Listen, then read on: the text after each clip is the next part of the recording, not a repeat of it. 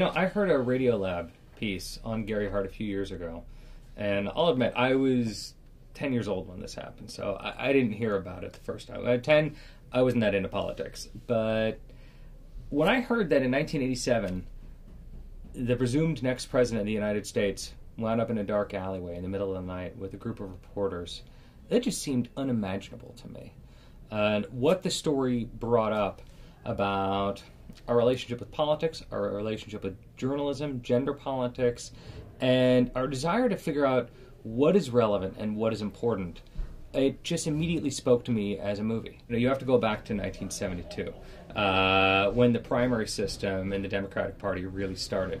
And it's the moment where that power to pick candidates was put back into the hands of the people instead of, party bosses in the smoky back rooms of conventions. And the problem is that we didn't know anything about these candidates, and that responsibility fell onto the shoulders of journalists who had to tell us, okay, this is who these guys are. And of course that brings up the bigger question of, what do we want to know? And that's a question that we're still trying to solve today. Because what does matter? What is relevant? What is over the line? What is moral and moral? For every person, it's going to be different. And anybody who watches this movie is going to come to a different conclusion. What I'm excited about in this film is that conversation on the drive home. We want simple answers. We want to know, this is a good guy, that's a bad guy, vote for this, do this diet. And the truth is, life is messier than that. Gary Hart is a complicated enigma, and there's going to be a divide in the audience about how they feel about him. There's going to be a divide in the audience about how they feel about the journalists. And what I see is a one-week scandal in which journalists and campaign workers were trying to do the right thing with not enough information as the world shifted under their feet. I met a lot of people on campaign, met Gary, met Donna, tried to get a better understanding of them as people so we could portray them correctly. We were looking to those interviews for details, not overarching philosophy.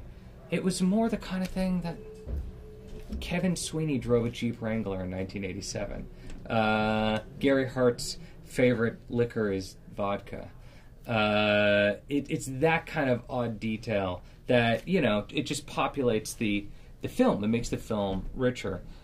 But our thoughts on the overall philosophy of the film, we kind of knew that from the beginning. And no one person could tell us, because our goal was to have a film with a dozen points of view. Whereas an audience, you're seeing it from all these different ways. The first half of the film, you're just even trying to get access to Gary Hart. I don't want to speak for Gary Hart today. I think that's for him to do. He liked the film, I'll say that. And I think he's troubled by the world around him, the way that we all are right now. I think all of us right now look at the world and go, how the hell did we get here? And when I read Matt Bai's book about Gary Hart for the first time, I went, oh, there's a thread that I want to pull.